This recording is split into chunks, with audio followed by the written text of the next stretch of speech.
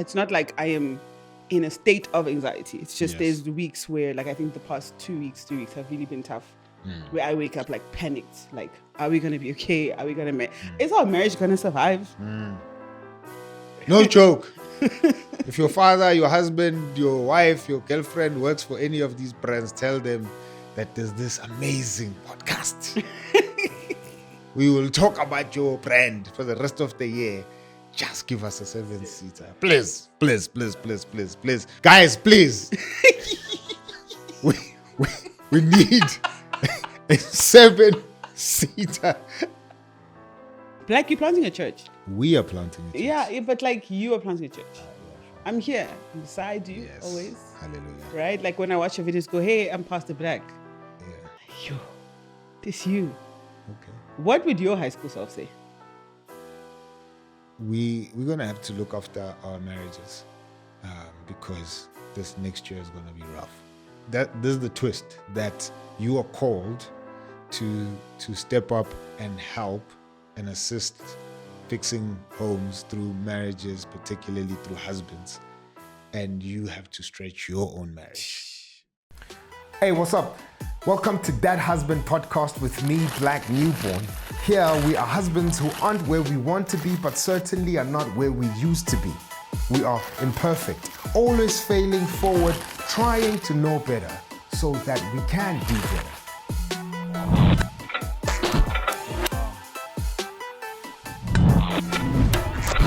Hey, what's up? Welcome to That Husband Podcast with me, Blaque Nubon. This is where husbands try to know better so that we can do better. Before we jump into this episode, shout out to you if you're joining us for the very first time. Do not forget to hit that subscribe button, hit the notification bell so that you're updated on every single episode we drop every Wednesday at 11:30. Man, you can support us by going onto our website, thathusband.com. Find tickets to Beans and Bonds, find merch, and you can also buy us coffee through that website. You can also support us by booking me as a speaker, an MC, or facilitator for your next event, and you can drop us an email at booking@blaquenubon.com. That's booking@blaquenubon.com. My wife. You didn't even stutter, bro. Is here today. Your wife. My wife. Your laugh. Who's a waffle? Laugh. Waffle. Are you a waffle? What? Ooh, sorry. Yeah, you're gonna start coughing again. This is my night, by the way. Every night, all I hear is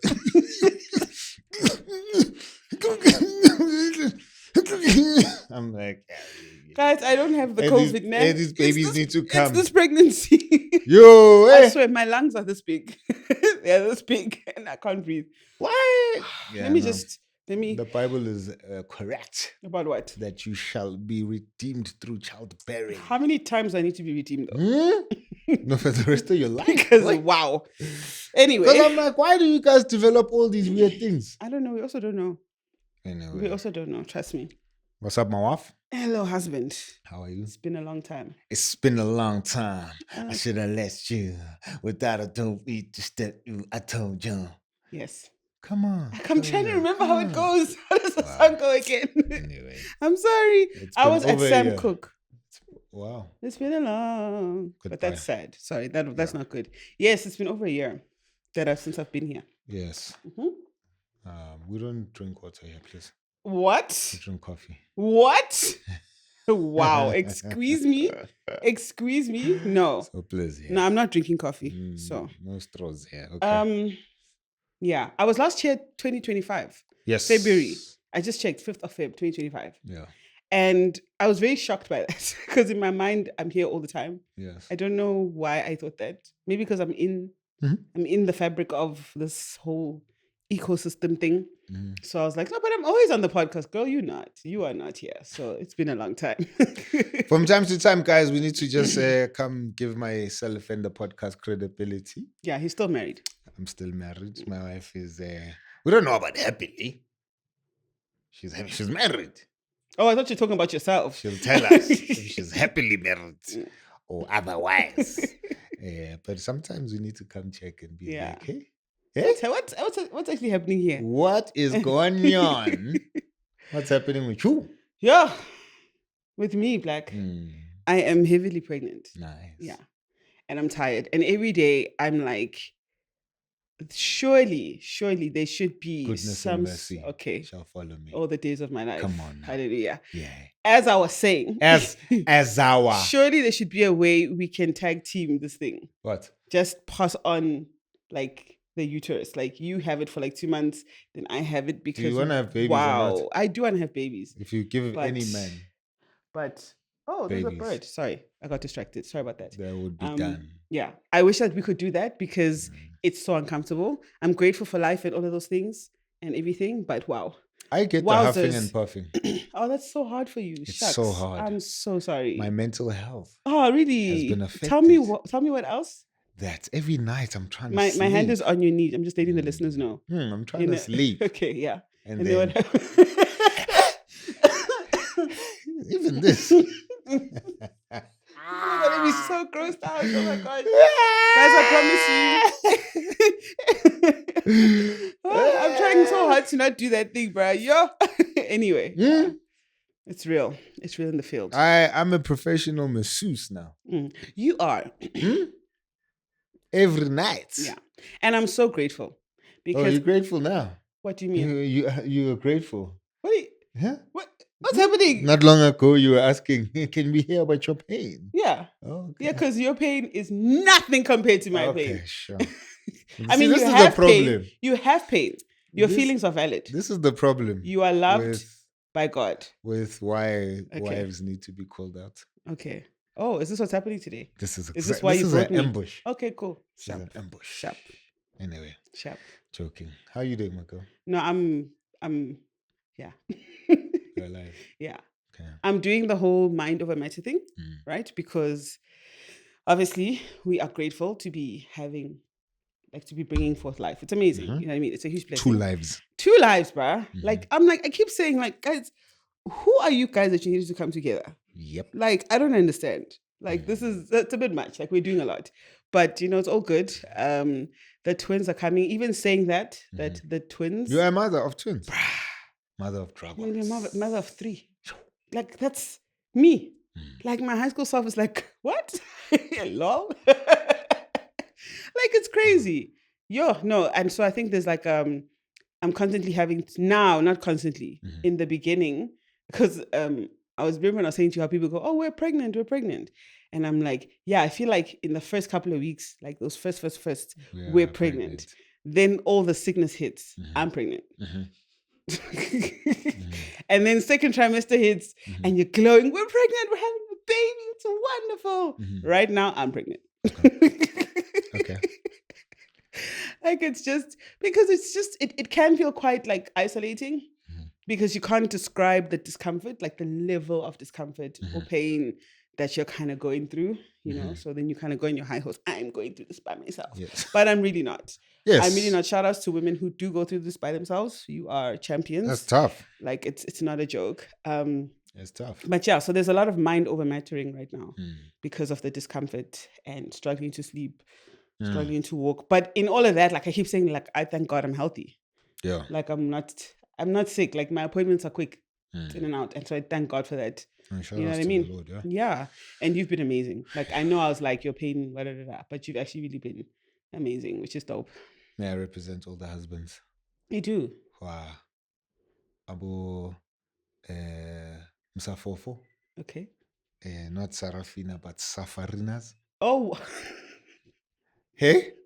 did you? What is? Hey? You make me so tired, man.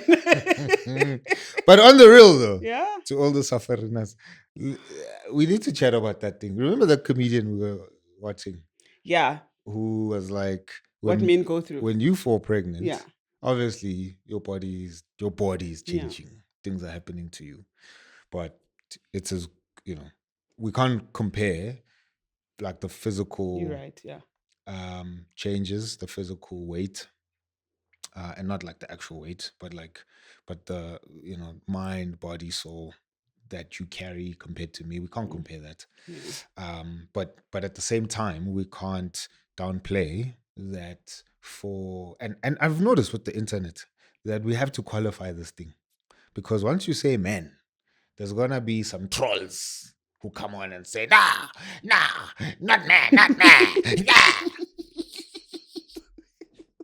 They sound like the most unhappy people. They're so unhappy. So unhappy. So now we have to qualify for you and say, men who are good, husbands who are trying, those who are present, those who want to show up. We know that there's dragons with claws out there. We get it. Just like you are a dragon and a claw to me right now.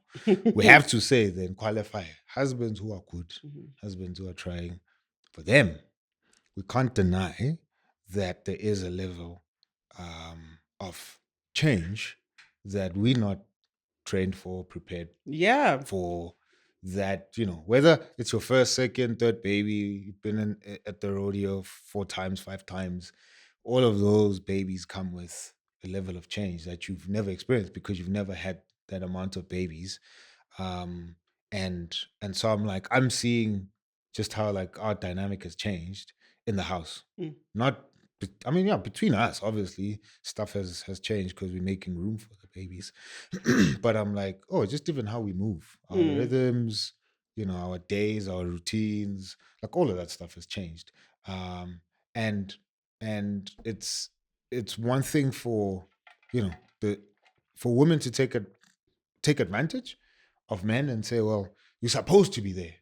Like and it's like, yeah, I know I'm supposed to be here, but let's also acknowledge that as much as you vomiting, and I need to clean up the vomit, right? And I'm not saying that literally happened, but I need to carry certain things to help your experience in this period become as comfortable as possible, or as bearable as possible, or as easy as possible.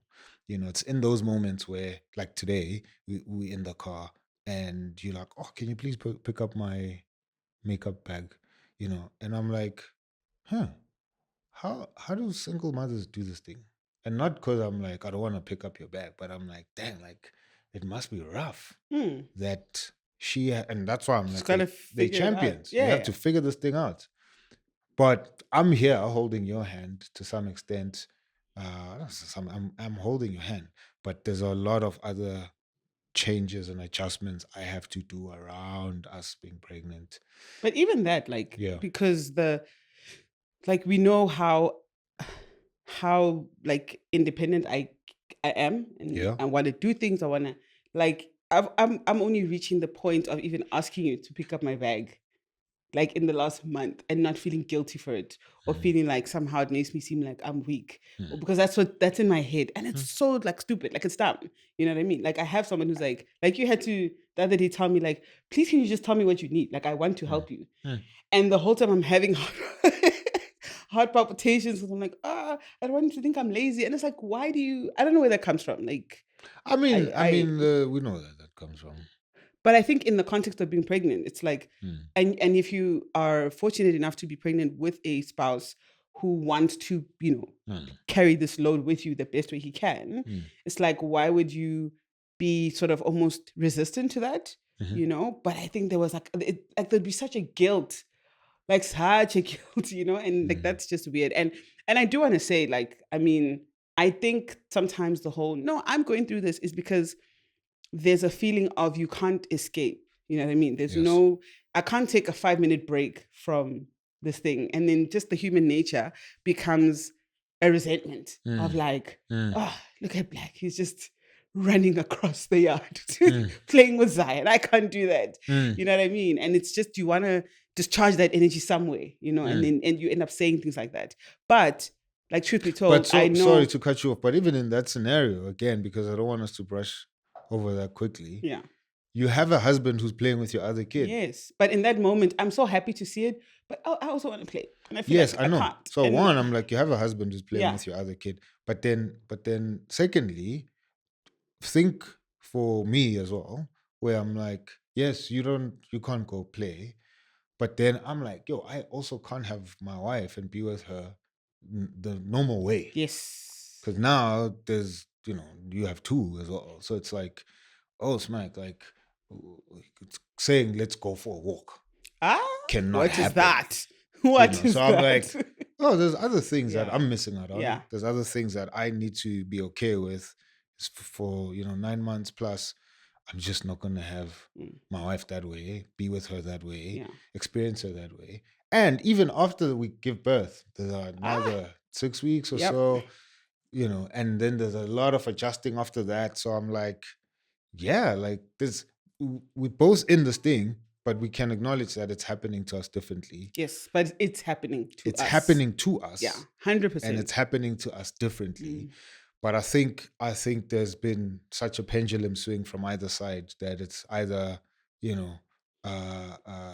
like, don't say that this is our pregnancy, or no, this thing is ours, without actually nuancing what the thing actually is. You know what I mean? No, I think it's definitely ours. I think it's like, and I mean, I know I was being facetious. Yes. For me, it's not word. Facetious. Is that the right word? I don't know think what so. you're I trying to hope say, so. bro. I think it's crossed. What are you trying to say? Like, I was being silly, Okay. that it's when I was like, no, it's mine, it's yours. Yes. Because I'm like, I also, besides the physical aspect of things, which, you can't avoid that, the rhythms of the house, our sort of rhythms, like the whole, like, oh, I'm sleeping on the couch, now we're there. Or, like, it's just, you miss things, you miss how things were. Yeah. You know what I mean? And I'm like, I'm feeling that. So I know for a fact you're feeling that. I'm having to ask more of you, difficult as it may be at times, like where I'm like, so I can't carry my bag. I literally cannot do it. It's painful, or whatever or like tie my shoes are loose as we speak because I couldn't tie them this morning and I just forgot to ask you. You know what I mean? So I'm like, I see that constant stopping, having to, okay, I'll do this. And then that willingness, which is like amazing. But then it's also like, man, it wasn't like this, And I guess, we adapt and then eventually it'll be like normal, and then we adapt when they're born. Yeah. So I think that's been the thing. Also because the twin pregnancy is so different to the singleton. I don't remember the first pregnancy all that much. Yeah. But I know that there are things that I've experienced, especially now, that are brand new. Yeah. Like super, super brand new. Like what? Just the level of stretching. Like, I don't even, guys. Ooh, here's the thing again. Ooh, cut the cameras. Sorry. Like, I'm that person, hey? Like, I used to, I was that kid in class looking at people's snacks with their gross coughs. Like, I'll be like, ugh. That's you. Yo, I have that one that. Anyway, what was I saying? What did you ask me just now? Oh, the differences. Yes. Just the level of like tightness. And you talk about walking. Like, walking is my thing. Like, I go for walks. And now physically it's like, can't do that. Sitting on the couch. I'm always huffing and puffing. Like, even I get tired of myself. Everything is whoo. Hey. And then you wheezing. Yeah, wheezing. Then like my breathing has like, it's musical. So it's I don't remember that with the first one, know. And also definitely the anxiety is heightened to a degree. For you? Yeah. What do you mean? Like, I think, because I feel like I was more anxious with the first one. Listen, guys, Blaque, when we said, have it on video, when I was telling you that I think it might be twins, and then and you were getting annoyed with me, and then when we did the scan, and I saw the thing, you literally see my face going, like, you see that, you literally just go, oh, that's your reaction. You're like, oh, no, I laughed. That's you. Yeah. Which I'm like, you have had zero anxiety this entire time. Which is wild to me. Like, but it's also God's grace, I think. I think we can't both be losing our minds. Yeah. I mean, I think I do think there's God's hand, but then I processed the anxiety of the first one. And when we decided that we're having a second child, which God gave us second and third, I went in with more data. With data. Sorry. But because the first one is like, oh yeah. I've been wanting kids, and we're gonna have a kid now. Sure, dope. But like, you don't know what you're getting into. Yeah. and to some extent, we don't know what we're getting into with the twins. But there's some things that are not brand new. The idea and the reality of having a human is not brand new. Yes. And for me, the excitement of two humans, because with all its challenges, the experience and the reality of the first human has been so dope. Yeah, she's cool. No, she's fire. Yeah, she's her name. So I wasn't anxious as much because I'm older. Plus, I think we've with all our flaws, 7 years of raising a human is not a joke. And by God's grace, we did it. So I'm like, maybe we're not clowns. Maybe we're not Popeyes. Maybe we're not punks. Yeah. Right? So I'm like, all right, okay. Let's see. Right? And obviously, the incentive of the sour next is the thing that's keeping me going. The what? What did you say? The incentive of 2 sour necks. Oh, hey, you've been saying that, hey? Like this sour neck thing, but guys also don't understand it. I think only you understand. You need to find, I'm sure there's a subreddit community that you'll find that'll talk about like the smell of a baby's sour neck, because I'm like, that thing is yes, nice. Anyway, but so I was saying with the anxiety, yeah, because so you're saying like because I mean you were anxious for us to even have a second child because of everything that happened. Yeah, that's what I'm saying. Then I processed it. Yeah, I think for me it's just I mean it's feeling like, can I actually do this? Mm-hmm. Being a mom was never like the top thing I wanted to be. Getting married was like, yeah, if it happens, it happens. You know, and other things. And then you end up like being like, that's a huge part of my life. So a lot of it is new. There's still like a disbelief, like, huh? And then, okay, there's 2 babies. Can I do it physically? Can I do it mentally? Emotionally? Like all those things. The finances attached to it. Like, it really is double. Like it really is, you know. Guys, we're just saying, if you work for Jetor, or you work for Ford, or you work for Kia, I'm just gonna list them off. Or you work for Hyundai. Hyundai. No, it's Hyundai. It rhymes with Sunday. If you work for any of those brands, we just need a 7-seater. Please.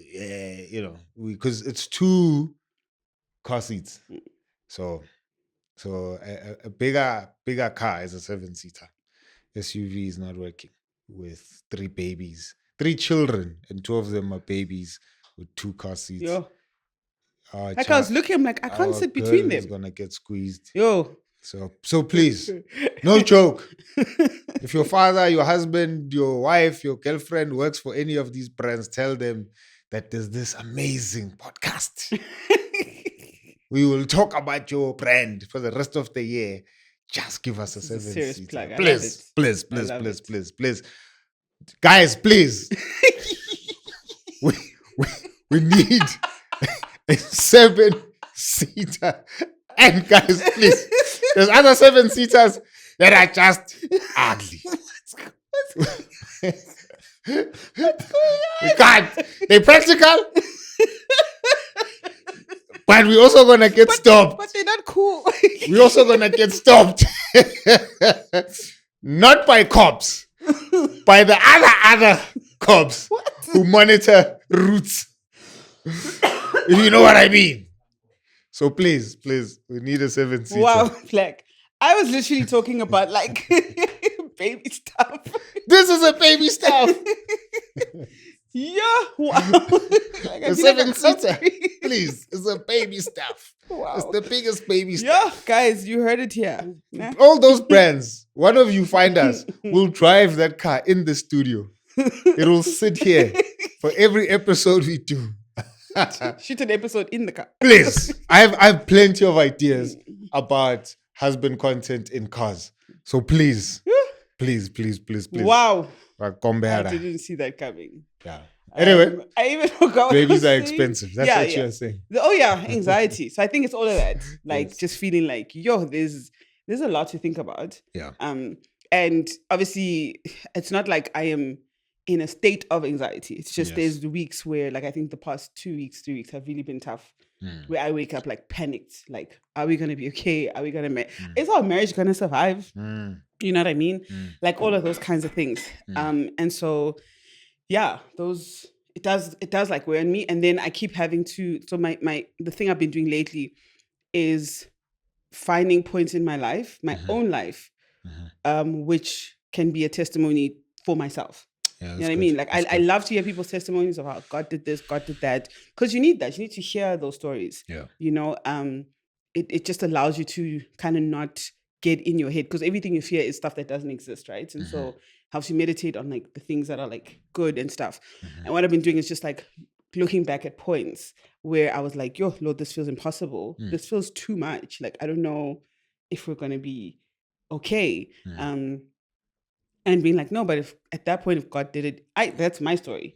Then I'm trusting him for this. You know what I mean? I'm trusting that like we won't just become these two people who are raising 3 kids and we are over there. Oh, no. Do you know what I mean? I'm trusting that everything will be covered. Things will be covered. Even like their temperaments, like just like being like, man, with the dynamic of our life, it would be ideal if these two people just like slot right in. Yeah. You know? And yeah, so I think that's been the sort of internal struggle that I sort of didn't expect to have. You know, and obviously fears around giving birth and all of that stuff. So yeah, Is our birthing video on this channel? Not anymore. Oh, okay. It's hidden. And you see that Husband Podcast took over. Okay. In a most beautiful way. Hallelujah. Anyway, we had a birthing video on this channel. Yeah. Anyway, you cool talking about you not wanting to or thinking that you're going to be a mother. Yeah. And how your high school self would be shocked. Yeah. It's because it's so weird, because you always talk about how you were a divorcee at 6 years old. Life. I had divorce lawyers. Like you. Well, it seems to be a pastor thing, because Gift was also dating and what the hell? Like, what? If you found out your daughter, I'm burning. Listen, bro. The whole school down. Where's this boy? What the hell? Him and his parents. You have a trail of broken if he has stepfathers and stepmothers, ban all quick. Yeah, so, I mean, and you've always had that thing, which I've never been able to like comprehend how you just like, I just wanted to get married and like be. Did you want to be a dad from a long time? Yeah, ago? life. Yeah, more married than being a dad. Okay. But I knew that obviously, like my being married is, God grants, was gonna come with kids. A family. Yeah. Yeah, but yeah, and life has a way of humbling you, because between the two of us, I think you like a better parent. Really? Yeah. Okay. Where I came in guns blazing. Yeah. Hey, father of the year. Because you had a standard. You came, and maybe that's the difference between us. Like you had, it must be this, it must be this. I was just kind of like, I'm doing my best. And that's the thing where I'm like, my dad left the project half baked. That I came in with such a high standard. Yeah. But had I had my dad present, he would have sobered me up. Probably, yes. He would have sobered me up. Oh, that's deep. He would have said, "Hey, listen, actually, I've been here. Don't think that I didn't have struggles raising you. Yeah. So calm down." Especially because he left at that time when you are starting to sort of understand the world. Yeah. You're kind of waking up from the fantasy of childhood. Shucks. He left me at fantasy. And so you're stuck there. I'm stuck there. Yeah. Okay. So now when I think about being a husband or a father, I'm like, my dog was a hero. Like my dad. Yeah. He killed it. Yeah. But you obviously, don't have context. Yeah, no. I don't have him next to. So let's say, I mean, my dad leaving is a terrible. It's not a blunder. It's a disaster. But he would have had other disasters present with me, and I would have seen him recover from those disasters. That I would have been sobered from my superhero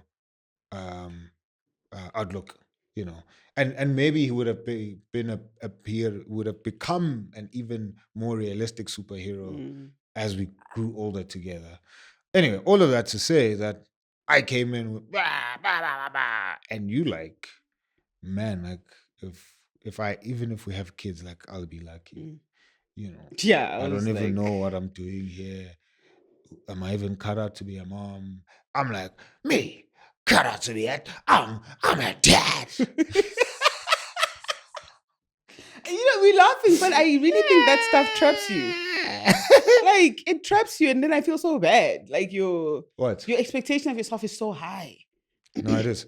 And then when I come face to face with, and it's almost like you just sort of, it always makes me sad how much it just like rocks you when you're not doing the thing as perfectly as, because in your mind it's like, but it has to be that. Yeah. And I know I have things like that, like with other things. So I do get it. I do understand the feeling. But it's always in that moment because I'm like, man, this parenting thing is long, bro. It's not like a career you can decide to be like, oh, I'm done doing this. Did I say it here on the pod? What? No. I nearly did a very arrogant thing. Okay. And name... what's the thing? Name drop. Name dropped, yes. Okay. But remember that interview I did? The thing we're not going to name drop because it's going to be weird. Like you do it. Oh, yeah. Okay. Yes. Okay. So in that interview, I didn't coin it, but the phrase "fatherhood is long term" came out, and I was like, "Oh, that would be dope on a t-shirt." Like, fatherhood is long term. Guys, if you steal that, we'll know, hey? Yeah. Like, and don't tell us that there's nothing new under the sun. Yeah. Namang. If you will know. And I hope the printers mess you up. Yeah. I hope it comes out like this. I hope long term is like... Anyway. Anyway, fatherhood is long term. And I stopped the interview and I was like, dog, that's it. Fatherhood is long term. Yeah. Because we either crush ourselves one of two ways. We either crush ourselves by making much of a moment. So we want to squeeze all the life, the energy, and this is never going to happen again. And it's like, just calm down. Like, this thing is long, right? Or we focus so much on like future events, and we miss out on the current. So it's like, no. The long term is made of these small moments, and once you zoom out, you see the long term. Right. So don't swing too much on either side, that you're focusing too much on the future and you're neglecting the present, or you focus on the present, neglecting the future.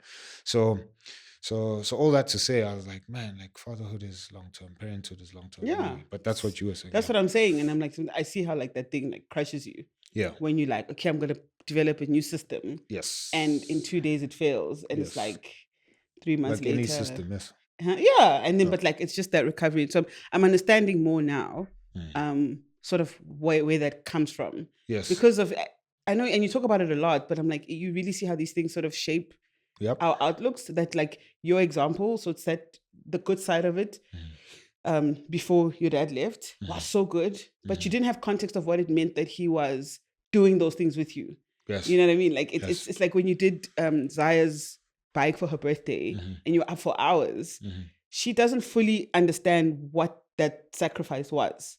One day she will. We're going to be like, oh, flip, my dad was doing this and this and this and this and this, and he spent 4 hours putting together my bike. Right now, it doesn't matter. And so I'm like, he wasn't there to explain that this is the context of what this action then means. So you just have that fantasy, you know? So I'm like, I think I'm appreciating that in this moment more, to be like, oh, that's what that is. Versus for me, having... obviously losing my dad and watching my mom go through grief and grieving as a, and just the stuff we dealt with as a family. It was, how to explain? I had to understand survival very early on, you know, and survival meaning like dealing with, at the time I didn't know that's what it was, right? Yeah, like sure. Dealing with like the psychological impact of family and things, and this is how we move in the world, and that constant negotiating of spaces, you know. So it's like I think then there's a lot of constant like troubleshooting that I'm constantly doing, you know, and then obviously her own imperfections, which I had to be like, okay, maybe let me not do this, let me do this, or you know, whatever the case may be. So I didn't have a standard. I didn't have when I grow up, I want to have a family, and I'm going to be this, and I'm going to, it's just like, just don't mess your life up, man. You just wanted to be rich. I just wanted to be rich. And then God was like, sit down. Why don't you have a seat? No, God was like, you'll be rich through your husband and the kids. You'll be rich in family. Podcast for another day. No, and it's like, that's the crazy part, right? Like the one thing that I was like, it's over there. Yeah. And it's so interesting because I feel like that's like my whole life though. All the things I didn't rate became the main things. You know, all the things that I didn't think were that important became the main things, you know.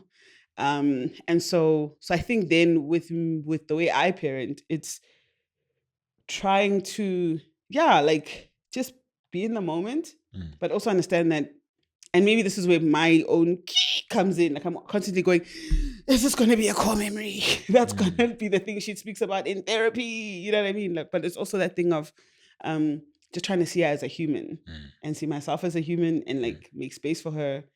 But also she mustn't think that we are homies. We are both, you know?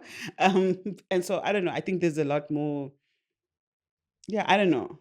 I don't have this like huge standard of this. Like I need to be like that. But I was saying, so what would your high school self say now? Because your high school self was too cool for school. My high school self would be shocked at how. And why specifically high school? Are you asking me? Yeah. I think because everything that was happening around that time was when I intentionally built my persona in order to survive the things that I was just dealing with. You know what I mean? And so it was, well, the obvious one, I can sing. So, and people find that interesting about me. That's going to be my thing. And I'm going to like, you know what I mean? I can enter spaces when I do this or when I talk like this, if I sound super smart, you know what I mean? Like, I think I was just like, feeling like I had these few points where I knew I could be accepted and I wouldn't have to work too hard. Because I always felt like I was working really hard to be accepted. Everybody wants to be accepted, you know, it is what it is. And so, so then you create these entry points, but then there's also a distance. Like I felt like I was always outside of, I don't know how to explain it, like connected, but not fully connected. No, I get it. Yeah. You always either, you never fit in, you know, yeah. So you. But there's something about me people will remember or talk about. Yes, which gives me that thing gives me significance. Yes, and that thing's a burden. Right? And which then when you don't have that thing, who am I? What am I? Why am I even alive? Yeah? And so the idea of being like it wasn't there. Like it's just what is that? Like I'm the person who, if someone has a baby and I'll just look at them because I was scared. Like what am I going to do with the baby? Everyone's, oh, can I hold the baby? I'm just like, okay. Yeah. Do you want to hold the baby? No, I'm good. Like it's fine.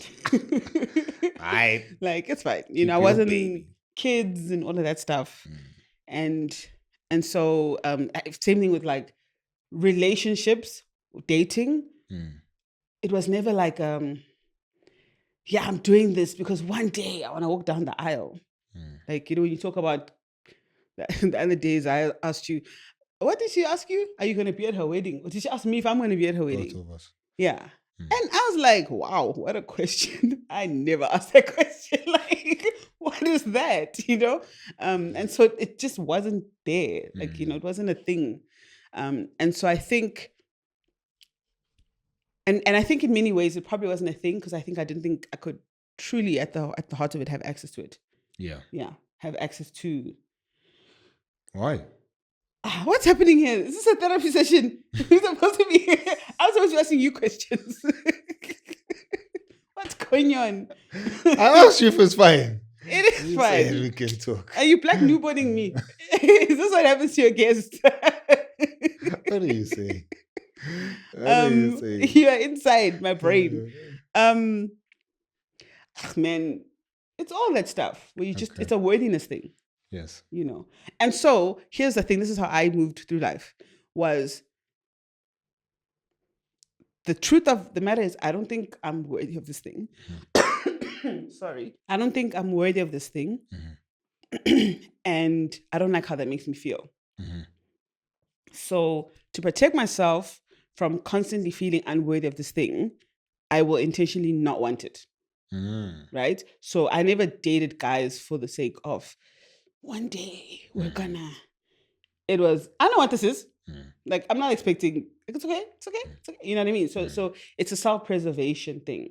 And then I'm just not going to engage with that. And then not only am I not going to engage with this, I'm going to say it's so corny. and so whack. And so, look at you with your pram and your family. And your 7-seater. Ew, yuck. You know what I mean?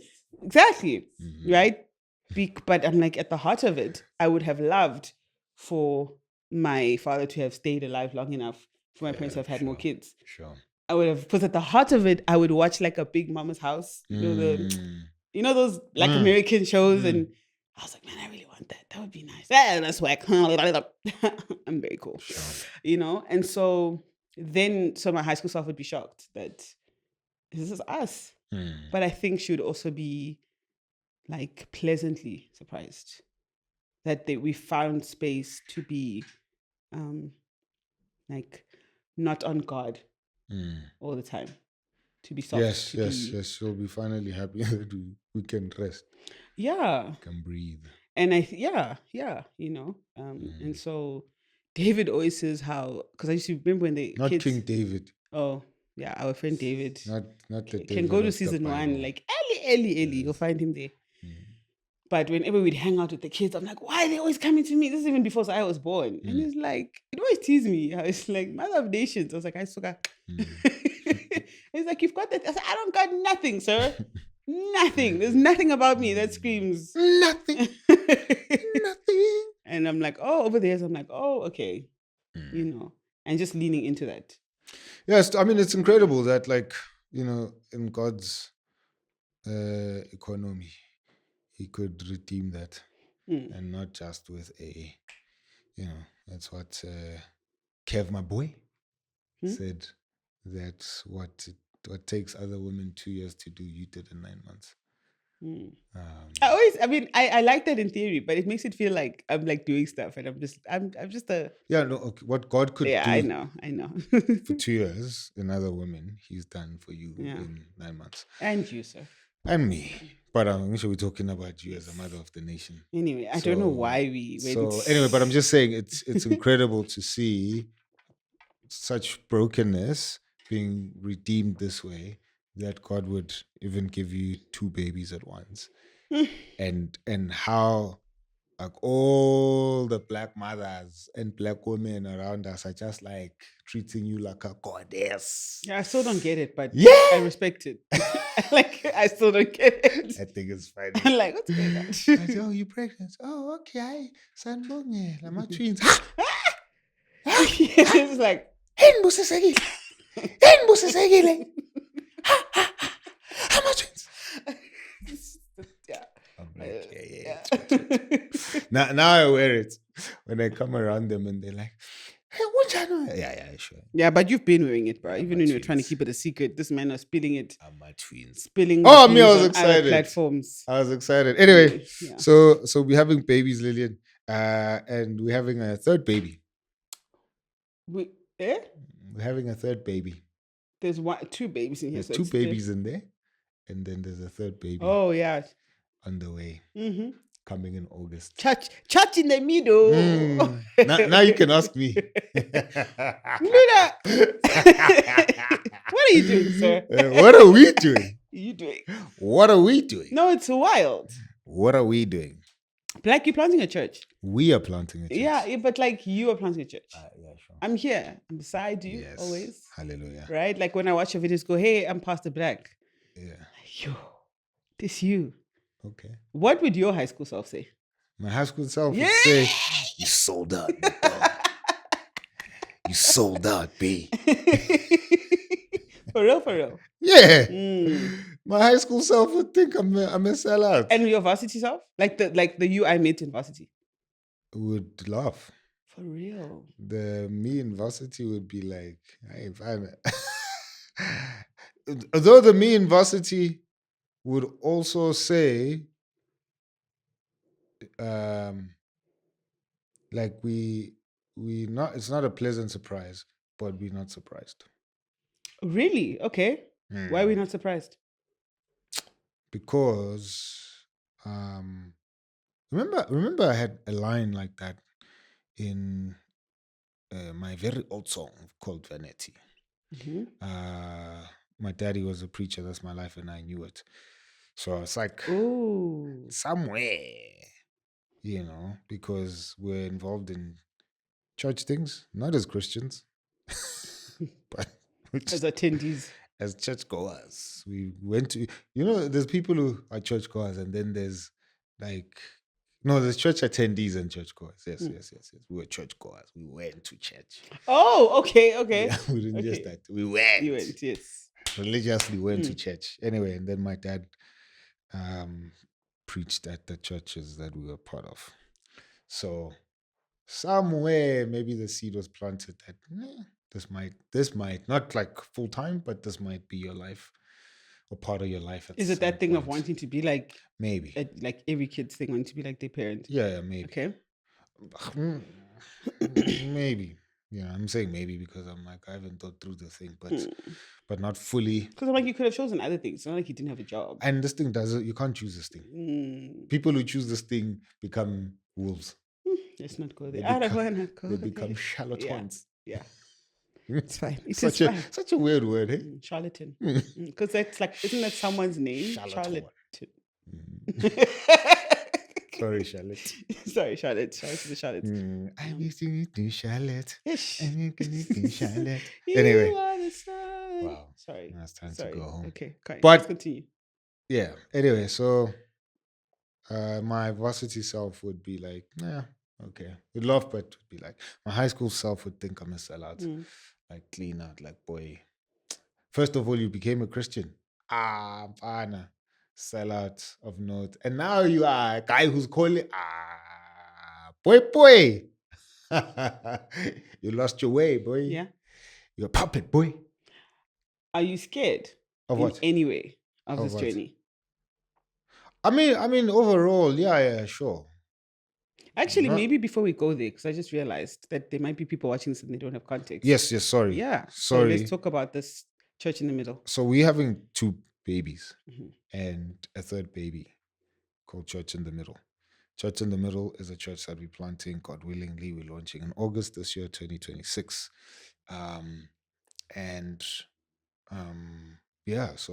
So since last year, we've been thinking, praying about this. It was never part of the plan. In fact, the plan was all its opposites. Yeah. Just like you were like, never be a mom. Yeah. I was like, yo. Bruh, here it is. I am never planting a church, boy. You're in ministry, but ministry was it's over there. No, I'll be it's in not ministry. The main thing. I'll be in ministry my whole life. Done, bro. Done. Me, I'm fine. Like I'll assist people and I'll do what I need to be doing for whatever church I'm part of. But for me to plant, then God is just I would rather deconvert. I'd rather die. I'd rather leave this whole thing. And then obviously a couple of things happened. Found ourselves at a space where we were asking God what we're doing next, where He wants us to be in terms of our church life. And constantly just the answer was, well, you need to be part of this church that I'm building. That's going to be your home church. And I was like, oh, smack. And in fact, since we're here, part of what convinced me to start a church was the podcast. That the work that we're doing in the pod, and obviously our vision has been clear that we want to change the country and impact families. And more and more we're getting guys who are like, yeah, vibing with the thing, but like, where do I go after this? So we're hanging out on Wednesday and we hang out at Beans and Barns once a month. And there's a couple other things we do, but like in between, where do I go? Like who's gonna walk with me Monday, Tuesday, Thursday, Friday, Saturday, Sunday when I am trying to be a husband? And I'm like, man, the reason why I started the pod is I saw this at church, that husbands were walking with other husbands. I was blessed becoming the husband that I am because of dudes at the church. So then I was like, like we need a space to love each other, and we need a space to love other families and care for them, and like that. This is an extension of that. So So that's church in the middle. But now you've been in ministry for 12 years, Yeah. right? Then you've been saying this. I'm just not gonna. I'm not Guys, planting. Black loves the Lord. Hey, like he's in it, right? Like the real deal. No, but like it. No, I'm not saying that. No, why are you laughing? I was preaching this past Yeah? Saturday, and I'm not gonna call him by name to expose him. And he's like, so he's leading the service, and he's like, "Hey guys," because there's new people. "Hey guys, so Black is gonna come preach, and when he comes up, like he is a preacher. Just know he's a preacher. He's dressed like a presenter from Selima Tunzi." What's Selima Tunzi? Yeah, Wow. so it's like Okay. he's dressed like a presenter from Selima Tunzi, but man, he brings it and he's gonna preach. Anyway, so like the church laughs, we laugh. I get up and I'm like, point of correction, comrade, it's not Selima Tunzi, it's top billing. Please. Ooh. Please. Ooh, okay, Please. sir. Yeah, Okay, yeah, just yeah, you. yeah. Okay. Anyway, so it feels like that moment when you're like, he loves the Lord. Like, don't. I Anyway. realized it. Ish, guys, sorry for the coughing here. Woo. No, I told you this is me every night. Yo. You guys have to suffer with me. Let's go. And this is it like toned down, significantly toned down. No, I wasn't saying it in that way. No, I know. I was saying it in the way that like it always, I think it's my favorite thing like about you. Wow. Yeah, like just your passion is just ever there. Even when you're like going through valleys and whatever, it's like this is like it's the real deal. It's this is not a performance. It's the real deal. Like and there's so much that's so consistent that I've seen in your faith journey from before we even started dating. And I'm like, this stuff has never left. Like it's just always been there. And I mean, obviously, that has also carried me when I've had my very, very many seasons of doubt and just, but now I lost my train of thought, but I had a question. Oh, so I was saying 12 years being in like formal ministry and doing the thing. What is the moment that's like, oh, this is what I'm supposed to be doing? This is the next thing. Yes, with church in the middle. I don't think I've actually ever asked you when you were like, or maybe I have. I don't know. I have. Which I just explained. It is the pod. Yeah, but there's a difference between saying maybe I should, but is it like a day, a prayer, a thing where you're just like, okay, yeah. So again, I'm not planting a church, never doing that. I think you have to have parts of your brain stop working for you to plant a church because it's a crazy calling. So I'm not doing it. And then, we asking God, okay, God, you've had us at a specific community for 12 years. Our time has come to an end. You moving us. We don't know where you're moving us. And so then the answer that I'm moving you to a community that I'm building with you, the moment that drops is, I'm like, hey, pod is good. We all love the vision, the mission. We're gonna just, like go 10 toes in, and we're gonna just grow this thing. And then we get other. Now, why do I feel like I am? It's because you're thinking about it. I know that thing. Now we're just gonna be tag teaming, clearing our throats. Anyway, so I'm like, yo, 10 toes, we're gonna do the pod, which has always been part of the plan that we'll always do this thing until God says we must stop doing it. And then there's other possibilities for us to move to other churches. But then just like every time we pray, it's like it's not clicking. Yeah, like you're not going there. Okay, cool. Or then it's just like, oh, things are just not falling into place. Blah, blah, blah, blah. And then I'm having like tons of conversations, coffees, prayers with pastors, friends, just seeking counsel, advice.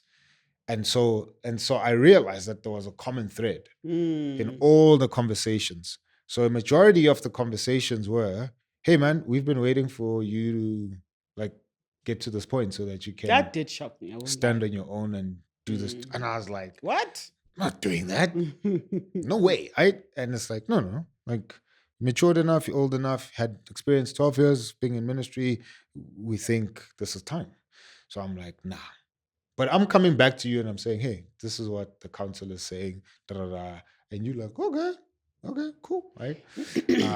And then, so that was the first thread. The next common thread was, and it came around the time I pushed back when somebody would say, "Hey, we think this is what God is calling you to do," and I'd be like, "Nah, told God I'm not doing this thing," and then they'd always ask the same question. So, what's gonna happen with your podcast? And then I'm like, "Hey, to like we're just gonna love on people on Wednesday." Okay. And they're like, yeah, like, you know that you've been called to be part of what fixes this country through fixing families, and you talking to husbands particularly, and heads of households need community for them to love each other, to care for each other, et cetera, et cetera. So for me, the second thread was every single time I'd be asked, okay, how then are you gonna further love on the guys that you're reaching? And I was like, oh, smack. Yeah, you know. And obviously, I encourage people to find a local church, be Yeah, part for of sure. that. It's fine. But then there's clearly other people who are called to walk with us. And in fact, there's a guy who is part of our team right now, and he's like, hey man, like I've been following you on the pod, and I would just love to be under your leadership. I see the kind of man you are, I see the kind of husband you are to your wife, and I just want to be under that. I actually Right? forgot that that's how we What? met him. Yeah. Because he's just part of the family. Like I forgot. So then I was He like, goes to the podcast. oh smack, okay, cool. Mm. If that's what God is doing, let's rock. Right. So that was the moment for me where when those two threads came and then they got joined and became one thread. I was like, oh, okay, cool. I see. Right. And at that point, because part of your question was, am I ever scared or whatever? Yeah. I'm scared like anybody who's building anything. Okay.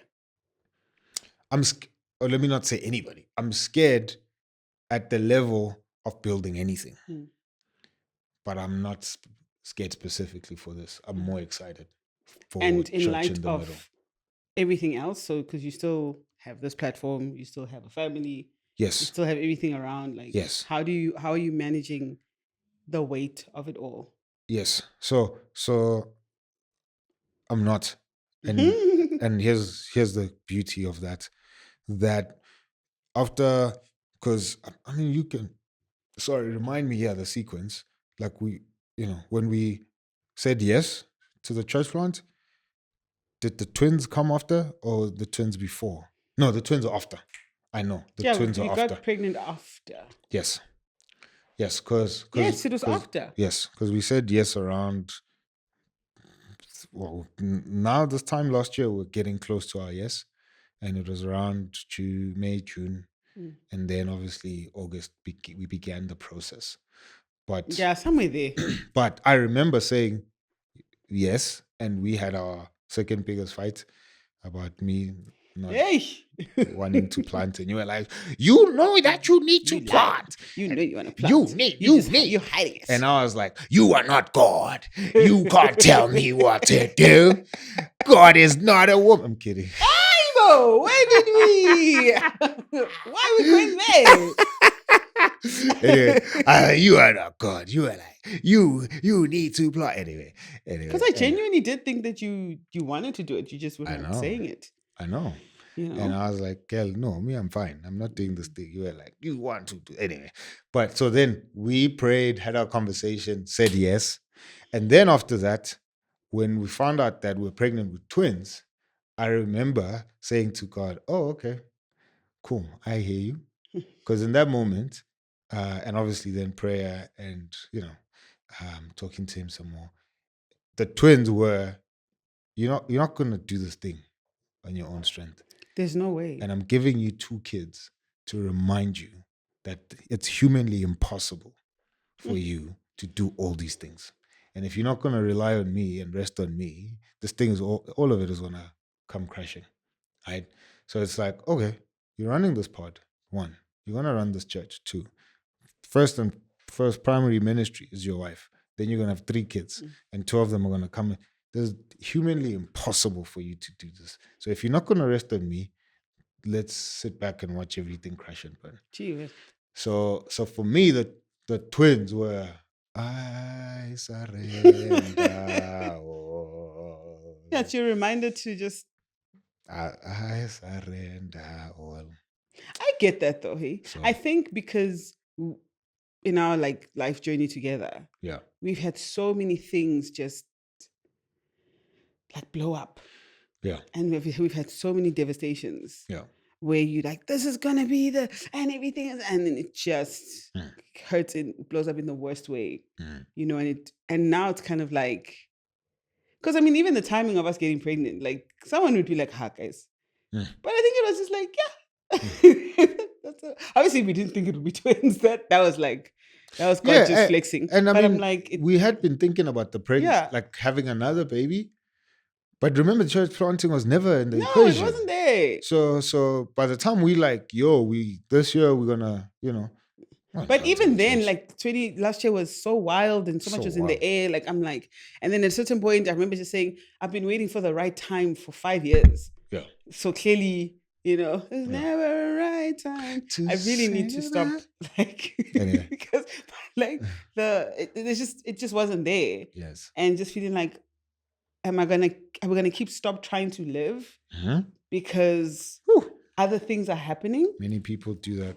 I mean, I did that. Like everything is just no, but this has to be in, this has to be in place, and this has to be in place. And after a while, you're like, time is still going. Like life must happen. Life must happen. And so I'm like, yeah, it's so crazy how this thing then becomes your, again, as people who we have experienced the stuff going to crap. We have experienced watching something go down the drain and the pain of that. Yeah. And to say, okay, we're going to do this thing, and it is an opportunity to trust God. Yeah. It is, and I think that's a beautiful thing. Like that's your reminder that this isn't your own strength. This isn't your own like doing. And that when it is where you're like, yeah, I'm feeling weak or whatever. Okay, let's sit down. Let's come together. What do we need to do? Like, and I actually think that's been quite freeing. It's freeing, but in the same place, it's scary, the concept of surrender, because it's not like I have all the answers yet. Like there's many things that are still in the air. Yeah. But it's that thing that I told you that I'm like, but I have my own testimony of being like, okay, so yeah, we're going. Which again, younger me would be like, are you insane? What are you doing? This is not how you were raised. But yeah, so that's the build up about Church in the Middle. But can you tell us about Church in the Middle? Yes. And you have an interest party this week. Yeah, so church, I'll tell you about the interest party. Church in the Middle. The name first and foremost came 4 years ago for someone else. I was preaching Easter, and I was preaching about the thief on the cross. Where were you preaching? At our old church. Okay. And then as I was preaching, I realized obviously, like we all know, Jesus dies in the middle cross. But there's only one person I've heard refer to Jesus as the man in the middle, Alistair Begg. But as I was preaching, then I realized that two thieves, obviously one accepts Jesus, the other rejects him, and then I'm like, man, like, how many other thieves reject him? And I'm like, the thief who accepted him, had he lived, he wasn't going to live, he was going to die crucified by the Romans. But had he lived, it would have been cool for him to be part of a community that would reach out to the other thief who rejected Jesus, had they both lived, And so then I'm like, how do we get both thieves to come to the middle, And then I was like, oh, smack, Church in the Middle. But also around the same time, I was having conversations with a lot of people just about like, yo, man, we want like a Bible teaching church that doesn't say it's a Bible teaching church, but doesn't open the Bible. But like, wait, what? Like you'll get a flower Bible teaching church, or Godox Bible teaching church. Okay. And then you get there and it's like, but you guys don't open the Bible. Yes. I don't have time to read the passage, but it's in there. Yeah. For the sake of time, I'm not going to read the where passage. I'm like, Hey, girl, read the passage. no, for the not sake okay. of time. This is God's eternal word. You're gonna pause all of time for this. Manipulate time. You have to manipulate time because that's why. Because that's why, right? So I was like, I could hear in conversations a lot of people, young adults, old, just saying like, man, like we need a church that just takes the Bible serious. Not that the churches would take the Bible seriously. That was one component. It's gonna take the Bible very seriously, but at the same time, like, can it also have like fire worship? Like spiritually creative, just very hot worship, man. Because generally, and again, this is generally speaking, you'll get churches that teach the Bible very well, hard, there. And then when it's time for us to sing, it's like, yup. Yeah. God was happy when we were reading. Nobody must be happy here. Now he's angry. Nobody must be Right. joyful here. Or we sing and it's like fire, bro. Bah, bah, bah, bah, bah, bah. Fire. We all there having moments. And then when it's time to read the word, it's like, yo, I'm not going to read the passage. I'm not going to read the passage because of the sake of time. Or you're telling us about yourself and it's just a bunch of stories. And it's like we came for Jesus, dog. Like, thank you for being on stage. But like, there's one person who actually is supposed to take center stage and it's not you, right? So that was that. So thief on the cross, let's move both thieves in the middle. Can we get a church that can have both? That's going to be a church in the middle. But then I realized that Jesus himself stands in the middle of, most things, if not everything. Again, middle cross, but also in the middle of us and God the Father interceding. He's in the middle of, law and grace. They both find meaning in him. Justice and mercy find meaning and shape in him. He's in the middle of the throne room, the dust of the earth, word become flesh. And then he lives us in the middle of his first coming, second coming. And then I was like, oh, smack, that's the name. And then just thinking about the people that this church is for, I'm like, we're in the middle of everything. We're in the middle of a pregnancy. We're in the middle of shooting a podcast now. Somebody's in the middle of work while watching this. Other people are in the middle of divorces. Other people are in the middle of getting married. So everyone is in the middle. Like, all of life happens in the middle. And I was like, man, that's the name of the church, because all of life happens in the middle. And a lot of us don't know what to do with our middles, because we are told, love Jesus, come out of the world, and we're like, hooray, I want that. And then you like, okay, so what do I do now? Let's just wait for heaven. Let's wait, right? Or, we'll let's give you a prosperous life now. And it's like, not all of life is prosperous. Sometimes I'm just in the middle of like debt. I'm in the middle of black tax. I'm in the middle of saving up lobola for 500 years because my family is unreasonable. Sometimes I'm just not prosperous. And so how can we hold the tension of all of life? And so I realized that we need a church that's going to be in the world, but not of it. A church that's in the culture, but not of the culture. A church that's not going to be afraid to get muddy with the messiness of life.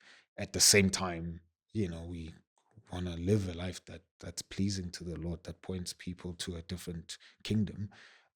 But we're also not running away from the very place that Jesus said, stay. That's John 17. Stay in the world. He prays for us. Do not leave. Stay there, but don't flirt with evil.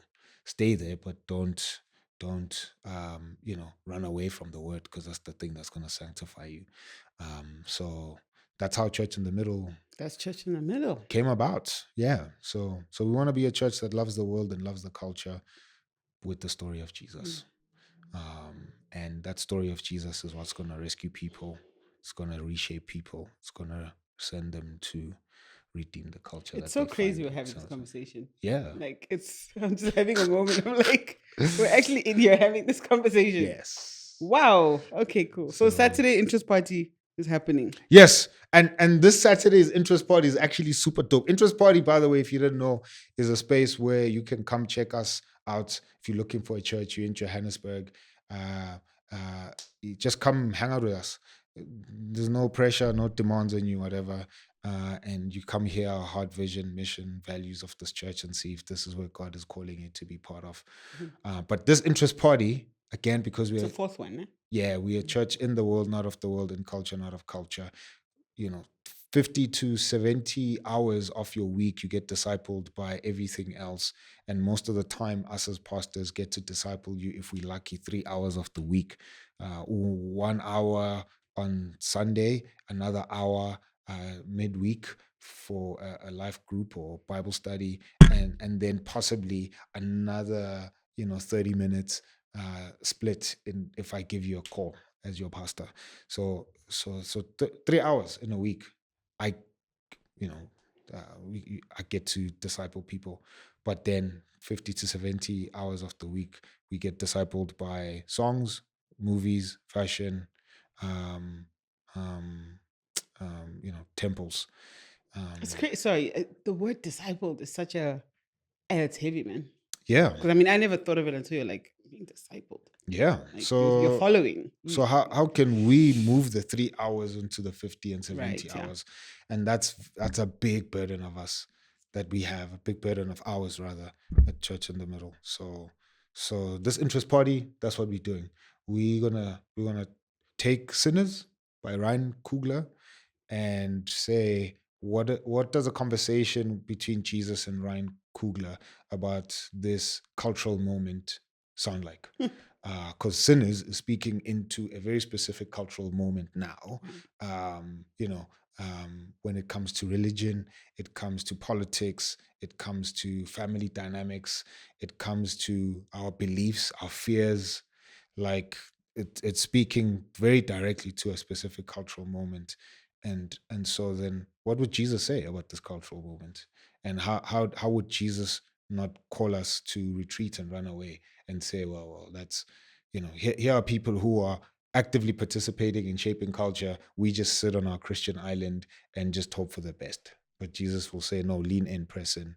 And so what's a conversation between Jesus and Kugler? And so we're titling it Sinners and Worshippers. So if you've seen this, RSVP, go to www.churchinthemiddle.org, sign up, come through this Saturday. It's going to be amazing. Right. That's so cool, man. Yeah. Podcaster pasta. Yay! Parent Papa. Yeah. It is. So that's our third baby. That's our third baby. And pray for us. Pray. Walk with us.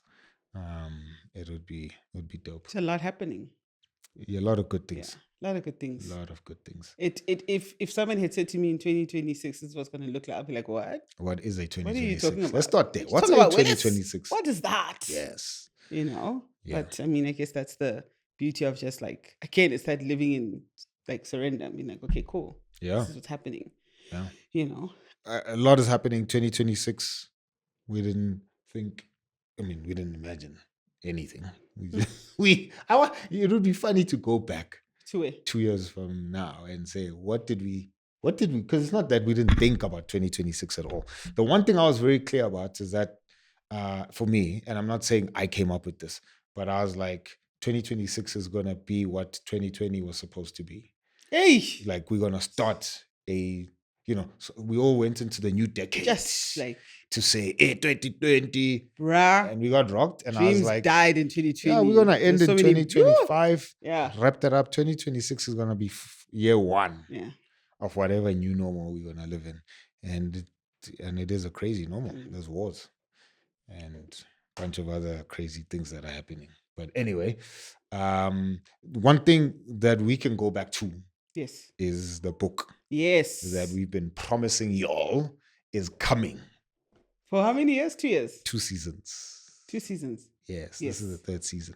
Are we on season 3? Yeah. I'm so confused. So we've been saying that there's a book coming, and the book has been coming. And we weren't lying, guys. No, we weren't. I know there's like guys, you see the comments, I'm like, guys, don't worry. We hear ourselves. Some people who stopped commenting. Yeah. Where's the book? Where's the book? Eventually, they're like, Even my mom was like, my child, what happened to the book? I said, girl, don't worry. We got plans. yeah. So what are the plans? So the book is coming and we're dropping it very, very, very soon if you're watching this, right? Dropping it very, very soon. Just like our story, the book evolved. Totally evolved. And I think it speaks to a bigger picture. So we started this podcast 3 years ago for various reasons. And at the core of it, like the seedlings, again, is this pain of thinking and knowing rather that there's many other husbands who don't experience what I experience, which is community with other husbands, being cared for, walking with older men, influencing younger men. I'm like, man, like there's just that pain and I want to help guys. But then I realized as we zoom out, hey man, part of my story is that because my dad left, that impacted our family. If husbands would stay at home, love their wives and care for their kids, this country might be a better place. So it's like the seedlings then start expanding. Becoming this mission. And so that starts growing. Obviously season 1 becomes what it is. A lot of dope husbands come through, have a lot of dope conversations. But part of that is just building anything. You're putting all these building blocks, tons of building blocks. And so a lot of podcasts don't make it past 21 episodes. And once they do, then they've kind of hit the sweet spots. But even then, you have to think, okay, are we going to get to episode number 100 or whatever? And you have to put systems in place. You have to put things in place. And so the first 2 years, that's what we were doing. Like, it's just like, how do we make sure that every Wednesday we are here? At 11:30. That's like, it has to exist. At 11:30, we have to. What. Yeah. And maybe here we can also speak about just like the stretching that happened with our marriage. No, that was flip, man. I don't know if I've said it in previous episodes, but remember, again, in my mind, I've been here 20 times. Yeah. I don't know why I think that, like, people are so tired of hearing from me. Yeah. But like, where? But no, the stretching, especially in the beginning, my goodness, you know what I mean? And side note, I was just thinking, I'm like, I wonder if you knew what the picture would look like now, would you have signed up for it? Me? At the beginning stages? I mean, a lot would depend on how I answer that, though. A lot would depend? Yeah. So I'm like, if I say, no, I wouldn't have done it, what does that mean about now? No, I think I'm just like... yes, I would have done it. What does that mean? It's kind of like how, like, they say part of the reasons why babies are cute is so we don't eat them. So you don't... and we don't destroy them. Throw them... You know what I mean? Yep. Like, but if you...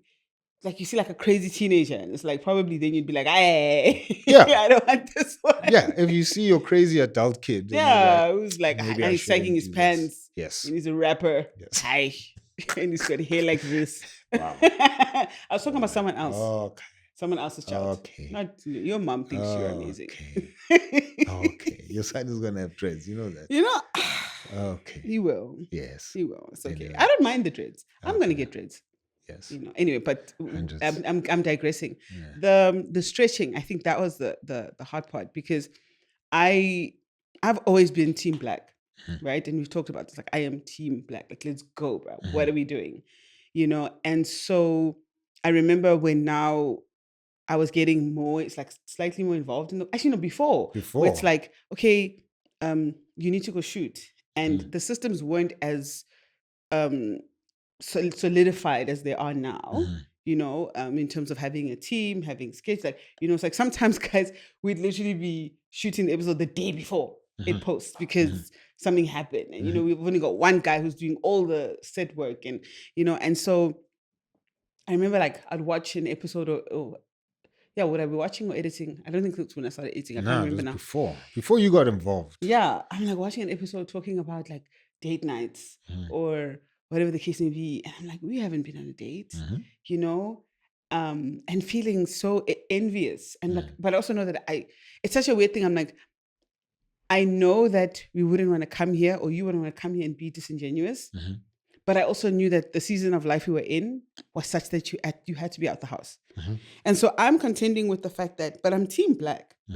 And I want him to win, right? Like, what do you mean? Of course. So if he needs to be out, shooting at odd hours and we haven't seen each other in that time, you're still working. You're still, life. It's not like this is the only thing you're doing. I mean, it's never been the only thing, but I'm like, there's still life happening. Our child is much smaller, feeling like, man, there were tough moments, where I had to sort of gather myself, because I'm like, I'm not experiencing that. I want to experience this thing that you are talking about. Or like, you don't have time for that. But in the same breath, it's like, this is not permanent. Marriage is long-term as well, And so, there was definitely moments. And then now when I realized that I have abilities that I could contribute here, and we started the production thing and all of that stuff, it's like, oh, wait, now I'm actually in it. I understand. I'm not hosting, obviously, but I understand the weight and what it means when a guest doesn't pitch shucks, we shot this episode, but this happened. And that dynamic as well. And feeling like, okay, like there was a point where I was like, we talk about is That Husband podcast. Like, I want to talk about us. I want us to be people. But again, it's the season that, you have to be. So I think it challenged me in that sense where you're like, there's that, I mean, I don't know if I might be stretching this, just bear with me. But in Hamilton, in one of his end monologues, or it's in the songs, he says something about planting seeds in a garden that you never get to see. Like, what is a legacy? It's planting seeds in a garden you may never get to see, right? And so, again, I know it's extreme because that's like lifelong work, but I think it was the feeling of that I need to understand that right now I might not be experiencing, some of the stuff that we've spoken about on this platform. However, I think because of the years of building we had, there was a lot of bandwidth. Yes. There was, I didn't feel like this person is just no longer my friend. I didn't feel abandoned by you. It didn't feel like, because I know that thing, where women do feel like, wow, you're choosing your work over the family. I knew it wasn't that, but I also knew that I cannot be the hindrance, right? But then, God, what do I do with these feelings as well? And again, it's not like, so to use a date nights example, it's not like we weren't having date nights before. Yeah. We had date nights before. Yeah, for sure. And then when the calling to start this podcast became clear, I knew that it's going to require stretching from our marriage, so that we can solidify things, put its roots in. And once the seeds catch on, roots start growing, and the tree starts growing, then I'm like, okay, cool. Then we can go back to whatever our new normal is, So we're not going back to the old, but we're going back to whatever the new normal would be. The thing that was hard for me was having to explain that to you. And here's why.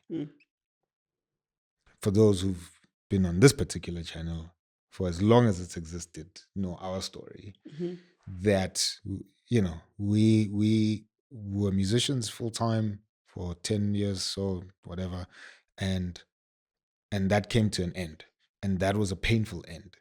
And so as we're transitioning, ask God, okay, like it seems like we're called to be creatives, we're called to be artists, we're called to, be leaders, etc., etc. But we're part of what we are reckoning with is, so like our calling is not attached to a medium. Yeah.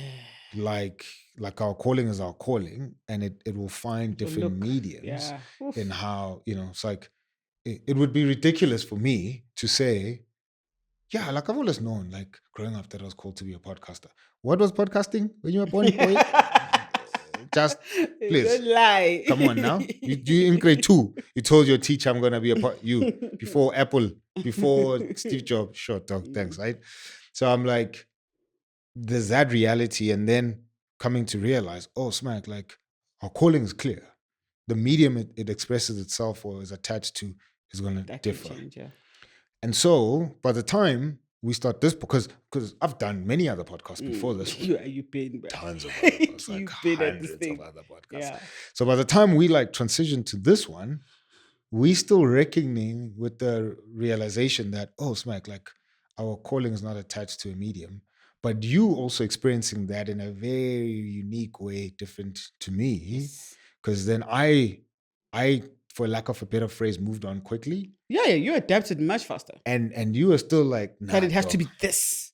I It's am look attached. exactly like this. So there's no way for me in loving my wife that I'm gonna say, hey, I think it's time you and get over being attached to What? the other thing. What? We need to move on. I would have burned your now, clothes. right?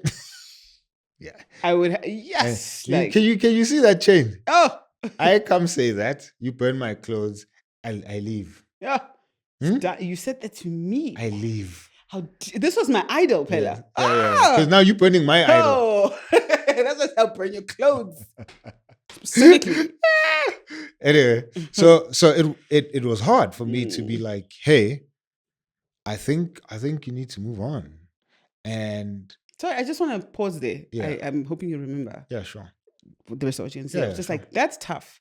That's Those are tough hard, moments bro. in a marriage where you can Hard. see where the person is floundering Yeah. and what they need to do Yeah. to stop floundering. Like, it's that thing of just stand up. The floor. It's not that. And like, you can't say anything. Yeah. You know, like, or they're not going to hear you. Like, that is so, and like, you love the person, you want them to be, but it's like, man, you just have to, at certain points, just wait. Yeah. Oof. But at the same time, if I tell you it's time to move on, I'm actually not even sure where you are moving to. Yeah. You my You're wife. just saying, do what I'm doing. And we moved together anyway, but we've always held our own.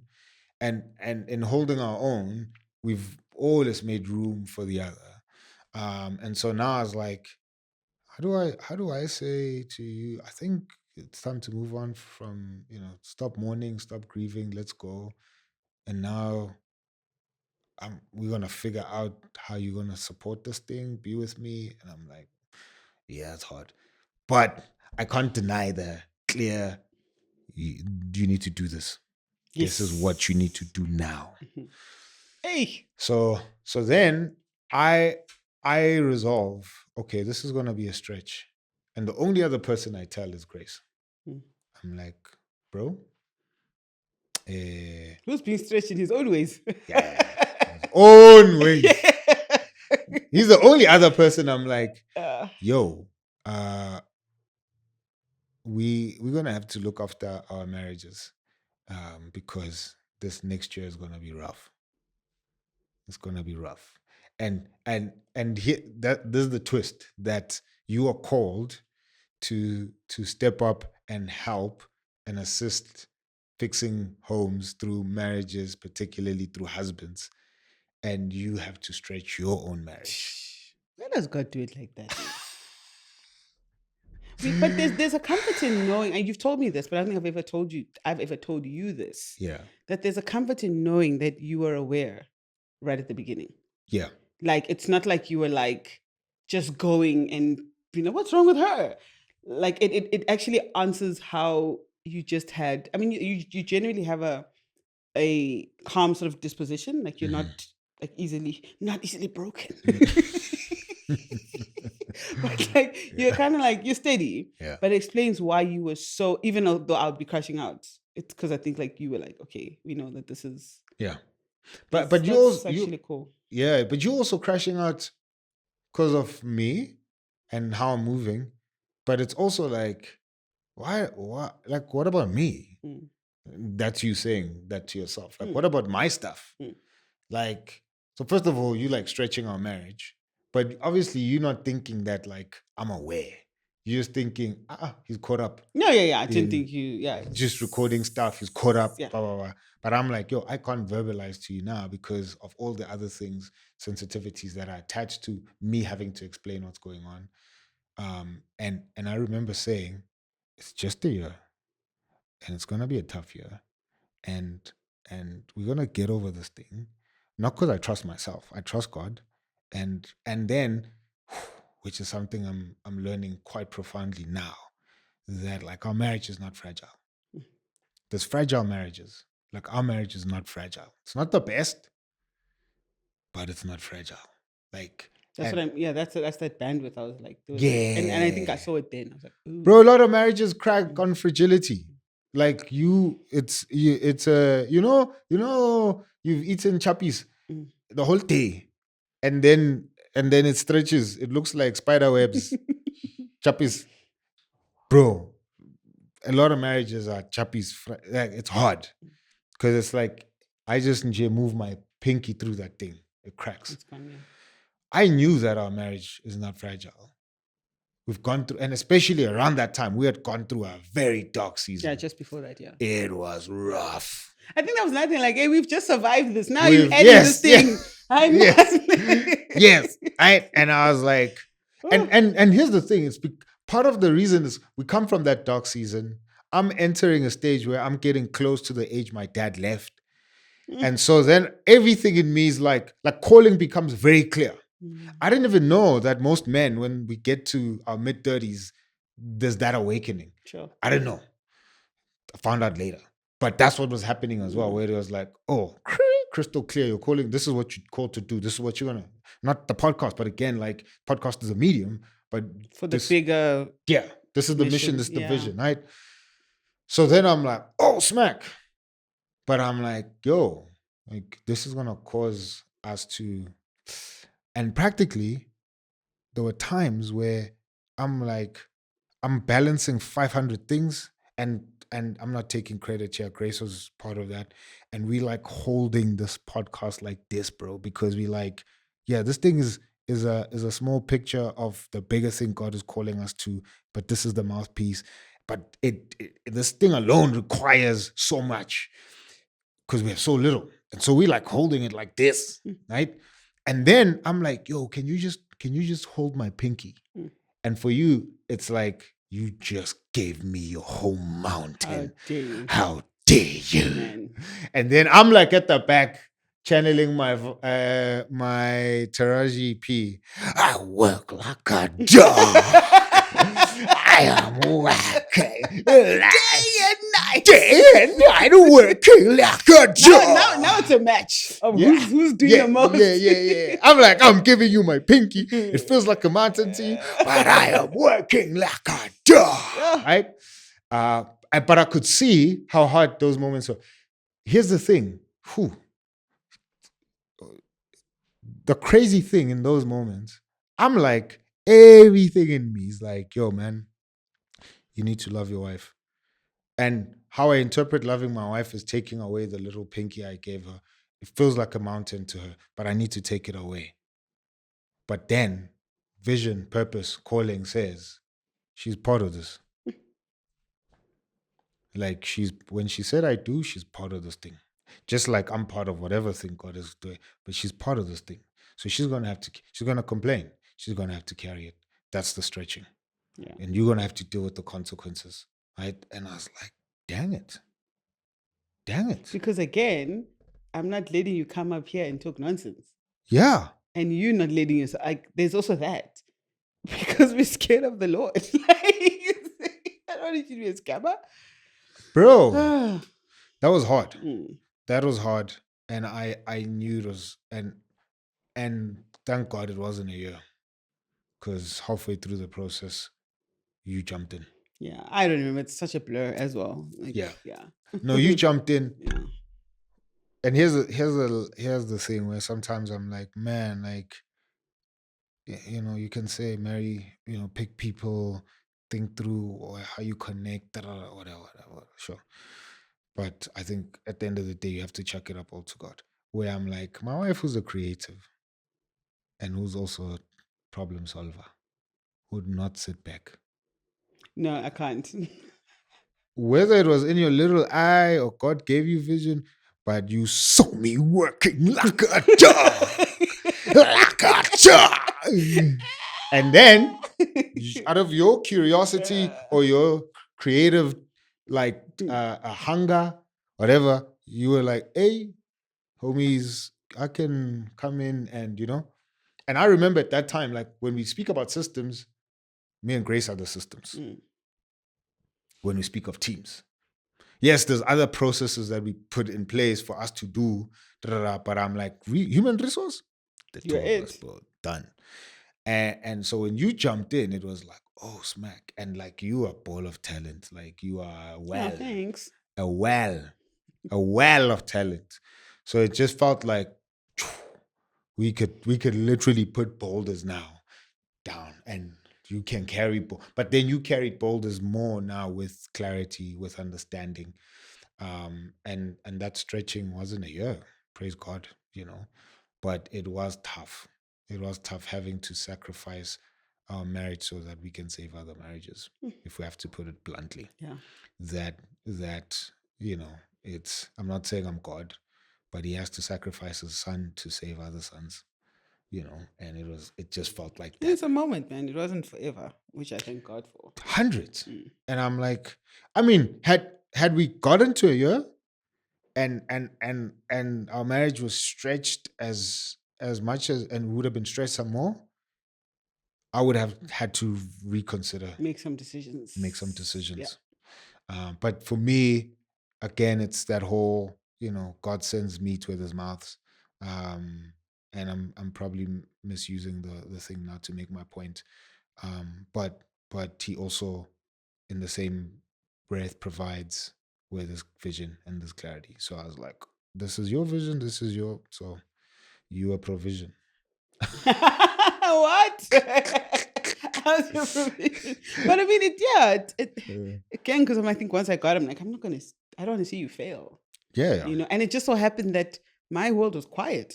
Yeah. You know what I mean? Which is, that's another probably 2-hour conversation. 2-hour chat, bro. Of like, my world was quiet, and I'm contending with that, but it's never been this quiet since I was a teenager. I've been doing this gigging, and now it's dead silence.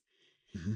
And there's a need over there. Yep. And as a human being, you want to be productive. It's part of what makes you human, right? And I'm like, oh, okay. And then those dynamics are also interesting, because now he's going, and I'm just like, but Lord, it's still quiet this side. Yeah. But I can see that I'm needed there, and it's not like I'm unhappy being there. Yeah. But and here's the thing: you've always been a helper, but you've always been a helper while you had your thing. Yeah. And so I've never doubted that you'll help at all. But it was hard to ask for help when you were mourning. Hard. I mean, I'm glad you did it anyway, because I think then purpose, having a reason to, wake up in the morning is part of, and you because life, when you're in those like dark seasons, life can feel like everything's just happening to me. Oh my gosh.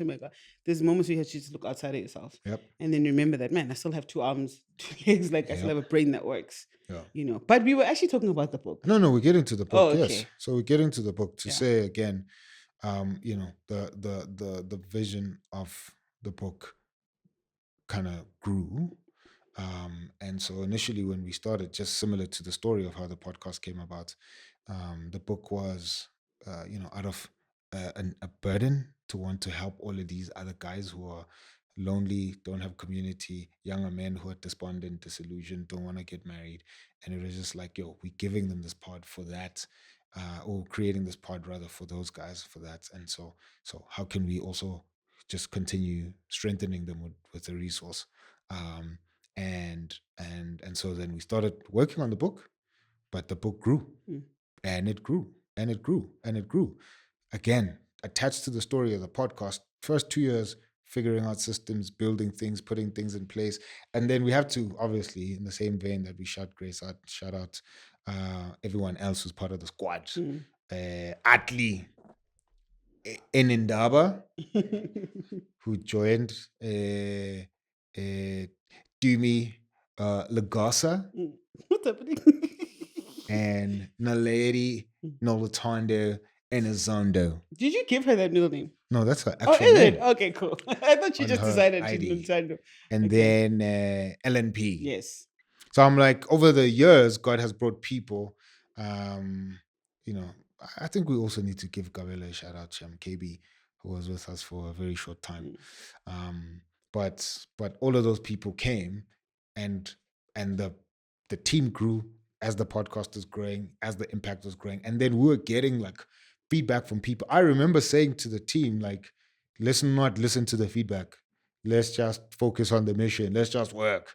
But then the more we work, the more impact this thing is having, the more you can't not Yeah, listen. your feedback is there, dude. So I was like, smack, this thing has grown. And it's impacting people. And then it goes back to, initially you get the vision, save the country through saving one husband every Wednesday. That's the seed. And now it's like, oh, there's 5, 6, 7, 8, 10, 9, 20, 1,000 husbands who are like, man, you've helped us. Many more men who are like, I don't want to get married. And I thought, oh, smack, okay. So then you think, we can't give the book out. We can't get the book out in its original form. Yeah, which is supposed to be like really. Yeah, it wasn't a for so long. It was gonna be, this is a resource. Yeah, but it wasn't. Get people's stories done. But now, creatively getting more resource. Yeah, you want it to be more depth, in depth. Yeah. So that's why. So the book has evolved. The book has developed. The book has grown, and it's become more than it's a resource. But like sometimes a resource feels like something that you can quickly read through. Flip through. Yeah. But now this is like, okay, you're gonna have to sit with it. It's gonna help you more. It's gonna, kind of up your level as a husband in terms of how you show up, how you care, etc., etc., etc., etc. So anyway. So it is coming. It's coming. It's coming, guys. It's coming. It's not dead. It's not that thing that we just don't talk about. Yes. What happened? Remember that? No, we don't talk about that. Yeah. So I'm excited for that. We're excited for it. And it's gonna be super dope. So stay tuned for that. It's gonna be incredible. We're doing a lot.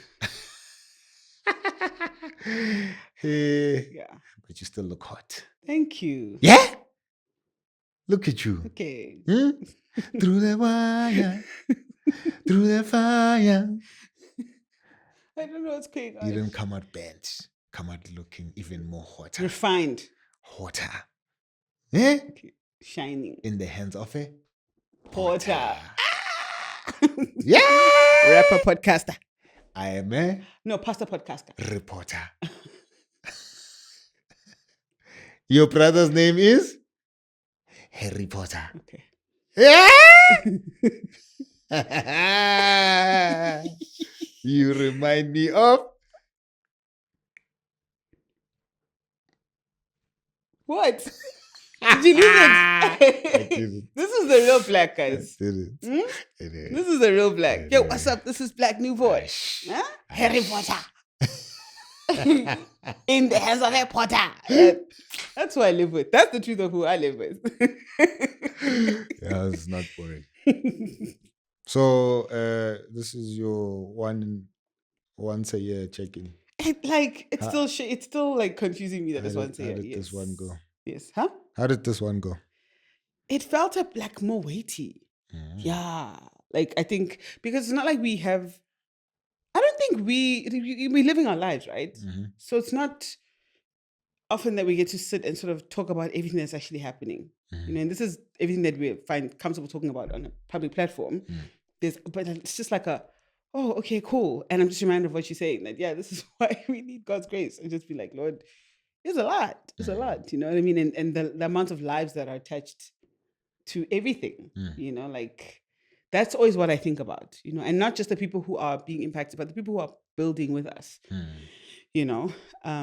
So yeah, this felt more weighty than the last time. I mean, you're carrying extra weight. The guy's like, it's so heavy. Yeah? Like, someone was like, how does it feel? And I was like, it actually is that thing of like, if you were to tape a watermelon to you and just have it nonstop. Like, it really is that. Yeah, this time around. That's rough. So pray for your girl, guys. We are praying. Because, they have to be carried until they must then come out, until the appointed time. Yes. So as much as it's tough, I'm not trying to have anybody come early. Please. Yeah. No. Thanks for checking in, Lillian. We appreciate you. How did this feel for you? Weighty. Yeah, it feels weighty and exciting to see everything unfold. It feels like the past 2 years have been clear but foggy. And it feels like we've passed the foggy, at least I've passed the foggy stage of the clear fog. now there's more clarity. Yeah. Yeah, but the houses are still in the air. Always. All the But houses that's are in God, the air. though. Like, how this happens, I don't know. Yeah. But we're trying to go go to the there. promised land. How are we gonna get there? I'll show you. I'm going to bed. I will show you. Just leave now. Yeah. Oh, but there's a sea here. Yeah. Let's open it. Yeah. Let's go. We're gonna die, no? We're in a desert, yes. Yeah, Give us the how, no? No, Anyway. why would I give you that? Anyway, so it's gonna be fun. Yeah, but anyway, this was cool. I Yeah. like this. Thank you. So I next like time you. I come here will be what, 2027? 2027 in our 7-seater. I actually, yes. My wife is gonna drive in the studio with our 7-seater and our 2 children. Huh? Our 2 children. Yeah, the twins. We have 3 children. I know. Oh, okay. Sorry. Yes. I think I'm hungry again. You're very hungry. Yeah. You But there was eat- something you I eat wanted every day. Hmm? You eat a lot. I don't eat a lot. I actually don't eat a lot, guys. No, I'm I don't. kidding. You don't. The thing I would want to come back and talk about, though, Mhm. is that thing of the what I was saying about when your world is quiet and your spouse's world is just blooming, Yes. and just like that dynamic, because that Yes. was the Wild West. That's been the Yep. Wild West. Yep. Yeah. Yeah. One day, Soon. we'll get there. Leave a Yeah. comment if you want me to come back. No, people always want you. What? Some of you are only watching because you saw my wife's face. Every other Wednesday you see me, you're like, so I know people who are like, when is Lily coming? I'm like, it says that husband. When is Lily coming back? I'm back, yo. She's back. For now. Like Mkaka Club. Oh yeah, no, I'm hungry. All right. Guys, we'll see you on the flip side. For me and the squad, next week, Wednesday, 11:30 night. Thank you to my wife. You laugh, you laugh, Who doesn't stab me in the back with her? naff. That's En- right. Enough. What? Not. Do your Aight. ending. Sorry, do your ending. Did you do it? What? Do your ending. Yo, Yeah, peace. Anyway, goodbye, guys. Guys, bye. Bye. Bye. Goodbye.